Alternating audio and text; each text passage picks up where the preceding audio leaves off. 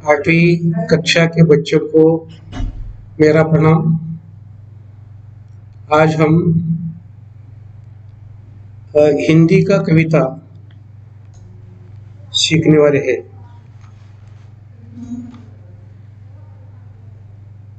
कविता का नाम है जरा प्यार से बोलना सीख लीजिए।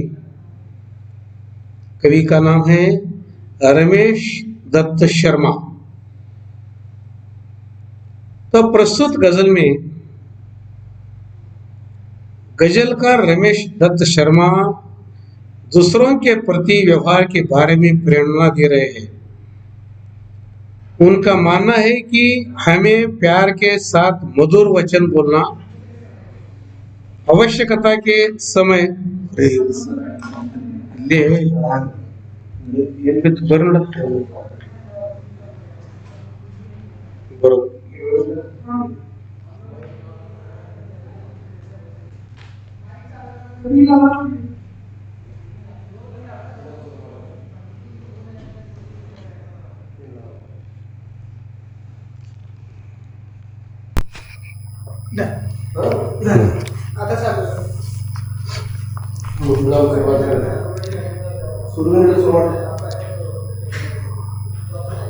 आठवीं कक्षा के बच्चों को मेरा प्रणाम।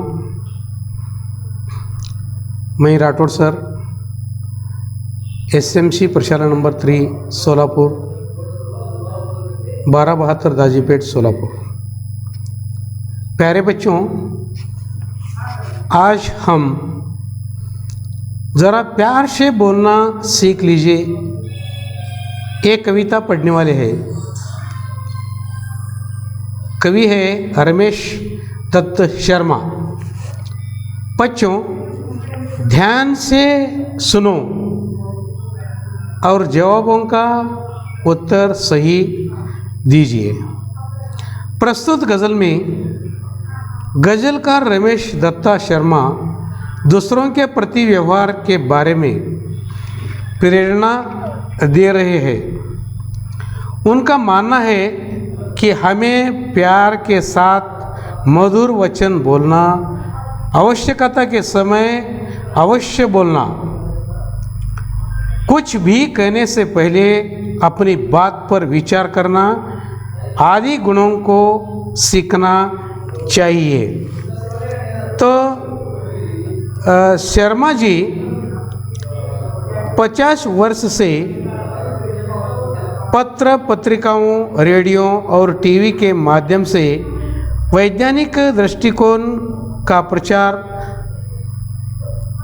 प्रसार करते हैं।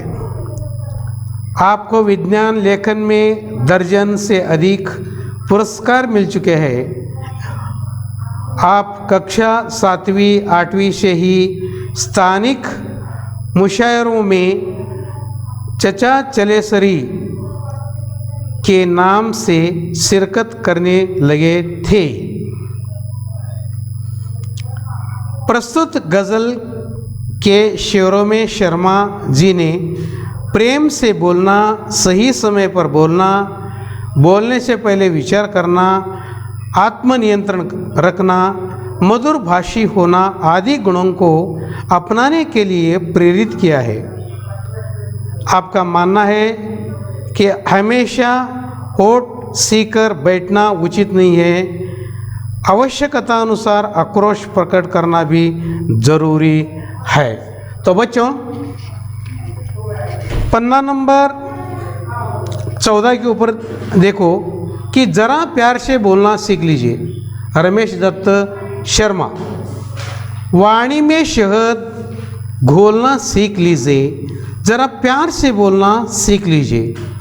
चुप रहने के यारों बड़े फ़ायदे हैं, जुबां वक्त पर बोलना सीख लीजिए। कुछ कहने से पहले ज़रा सोचिए, ख्यालों को खुद तैलना सीख लीजिए। तू तड़ाक हो या फिर हो तू मैं अपने आप को टोकना सीख लीजिए।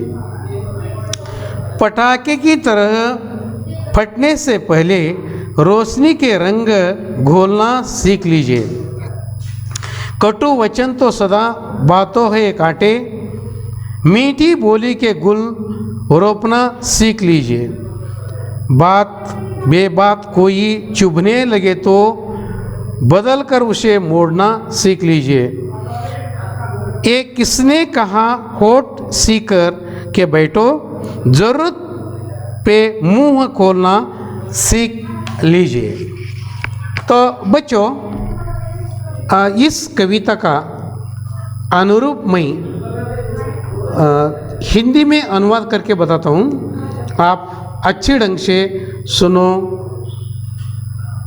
हे मानो, अपनी वाणी में शहद जैसी मिठास घोलना सीखो, अर्थात मधुर भाषी बनो।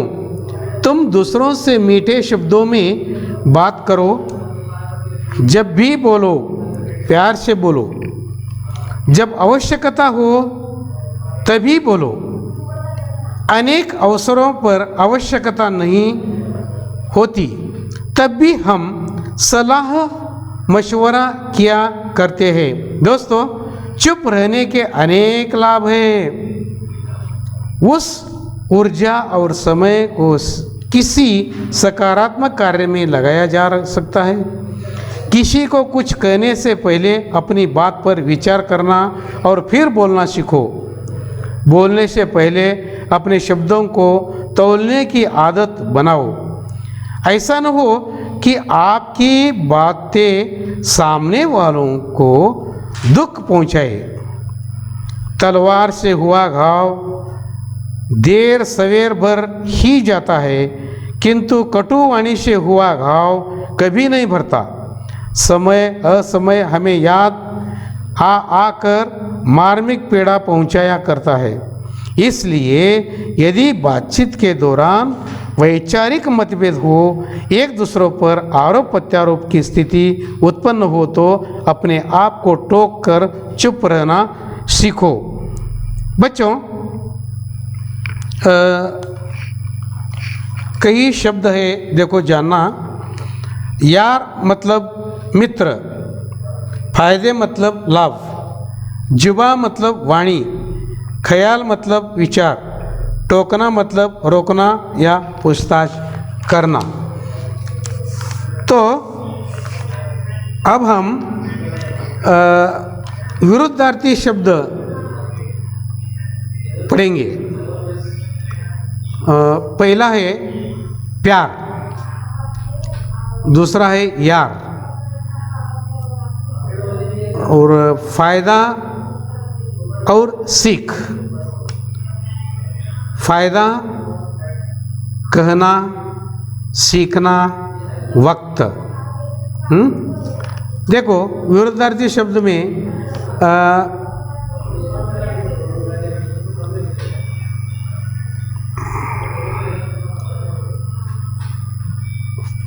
प्यार मतलब प्रेम,